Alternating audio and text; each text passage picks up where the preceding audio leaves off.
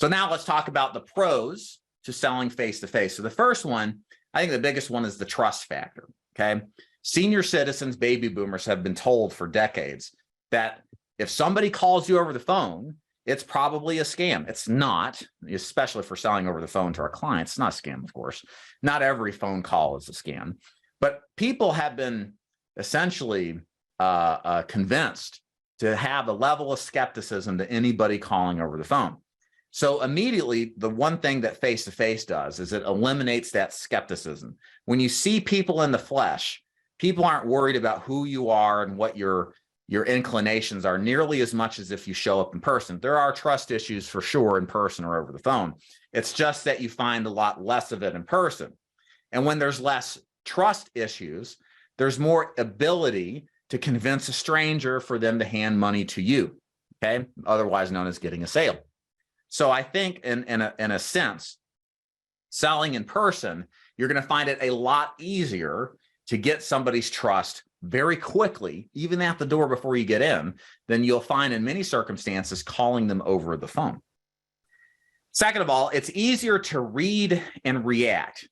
Here's the thing, a good salesperson has a script, right? Like we teach our agents, you got to follow the script. You got to memorize the script because you have to have a track to run on.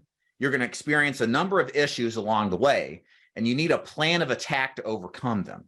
Our script, for example, does an excellent job of doing that.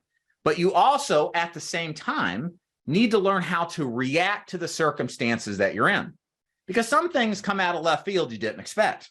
Well, how do you handle the objection that you may hear early on you didn't expect that wasn't a part of the same script? So we walk this fine line between being completely scripted and following our script, but also reading and reacting to what the environment throws at us, right? So that's what makes for an effective agent. And the reading and reacting part is a lot easier to do in person than it is over the phone. Now, here's why. Think about it. If I'm sitting down in front of somebody and I'm looking them in the eyes, I'm looking at their body language, what can I pick up on? Well, I can pick up on if they're pissed, if they're angry, if they believe me or not, if they're engaged or not. I can pick up on their emotionality a lot better because your voice, what comes out of your mouth is not the whole story. Your body tells a lot more of the truth than just the words out of your mouth. And a good salesperson in person is going to have a better time picking up on that. Maybe they get the sense the person is not believing them. Well, maybe now they can pivot and do a better job of selling why this product is important to them, for example, right? So what that means is a lot of the times agents end up closing more in person than they do over the phone because they see and can read and react. Whereas over the phone, all you got for you is just listening to what the client is saying. You don't know what's going on in their environment. Are they watching Jerry Springer while you're sitting there trying to convince them that they should buy burial insurance? You know, are they on the toilet, distracted, right? Yeah, I mean, there's all sorts of things that can go on that you just don't know what's happening, right?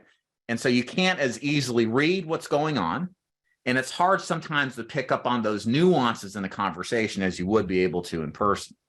So there is a read and react issue. Now, of course, I believe, and I've seen this with good training, telesales agents can absolutely up their game on reading and reacting, be able to kind of assess in the moment, you know, how well the client's engaged or believes.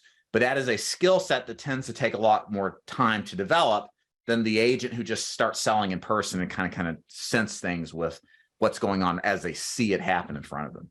So that's another benefit. Nicer people. I tend to think that if you sell in person, generally speaking, the people are a little bit more pleasant versus selling them over the phone.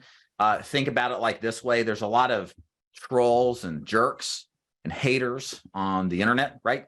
It's very easy to be rude and disrespectful when you don't have to face the person face to face, mano a mano, right? Because then at that point, it's like there's consequences for being a jerk. You could get punched in the face, right?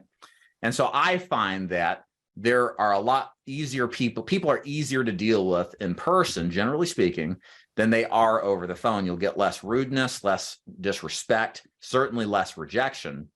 And it tends to be a bit of an easier time for the newer agent to manage than the experience over the phone. People are a lot shorter on the phone. It's easier to hang the phone up than it is to slam a door in your face or to physically grab you and throw you out the door, right? So people tend to be a little bit more pleasant in person.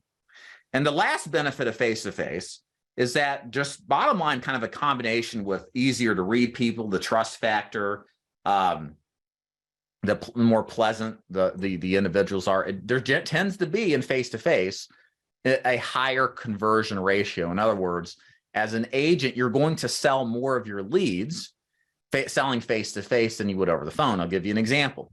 I think I was talking to somebody about this the other day. If I were to go buy 100 Facebook leads and I were going to sell them in person, a good number of those close would be 15 to 20.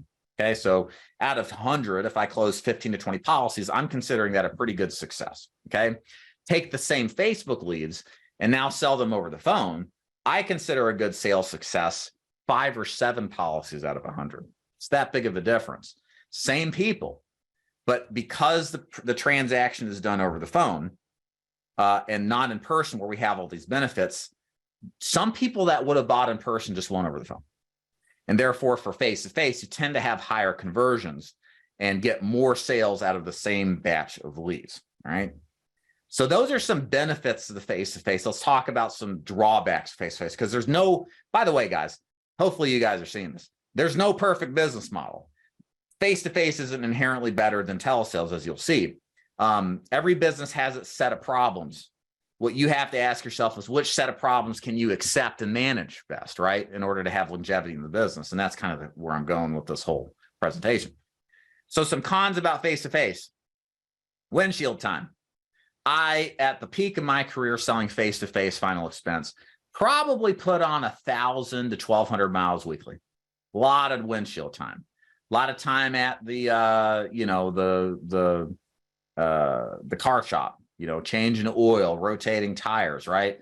And a lot of time just not selling people, because in order to sell face-to-face, you got to travel, you got to go places, you got to meet people at their home. They're not going to line up and come to your office, ladies and gentlemen. Sorry, it's just not that good. This is a proactive sales type of job. So you got to go see the people where they're at their homes.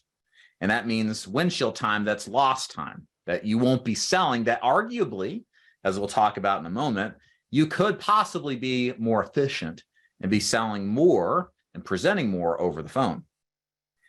This is a very big deal, especially to some people who are concerned with their safety. When you're in people's home, and I don't think this is a final expense thing, this is just a selling in people's home thing. When you're showing up at people's houses, man, sometimes you don't even know what to expect. I mean, I can give you a couple of stories that, well, there's some I won't share because they're a little, rated R.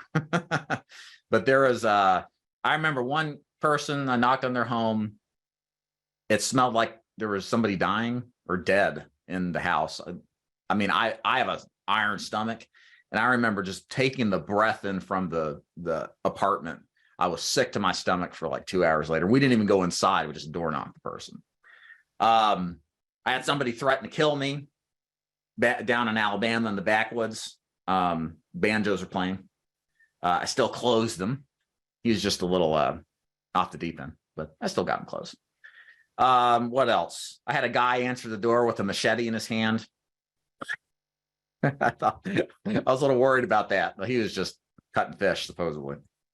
There's all sorts of so I've had a drug deal done in front of me. The grandson took the drugs out. That was interesting.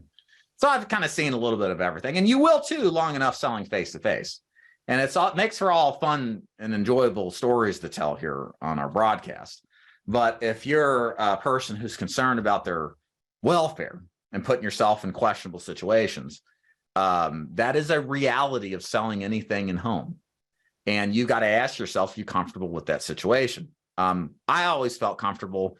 I never felt truly threatened, like I was going to, have harm against me. But I've had people tell me that they've felt like they're in a real scary situation. And so you have to take that into consideration. Do you feel comfortable going into strangers' homes? And, if you're not, that's kind of why telesales is good, because you can avoid that risk entirely. and still have an opportunity to help people with life insurance without putting yourself in potentially, strange situations, risky situations. Okay. And then there is an argument to make about face-to-face sales that it's inefficient. Again, this kind of goes back to the windshield time. You may start the day and have no preset appointments, and you just have to door knock and hope that people are there.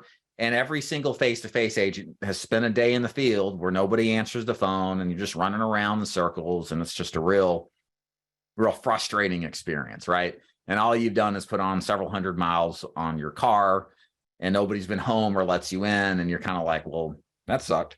And I kind of have some things to say about the efficiency argument. I'll kind of save it to the end here because it's important, but it's not the main thing. But that is an issue, and it can be frustrating. So cons: windshield time, efficiency, and being in some nasty, weird places.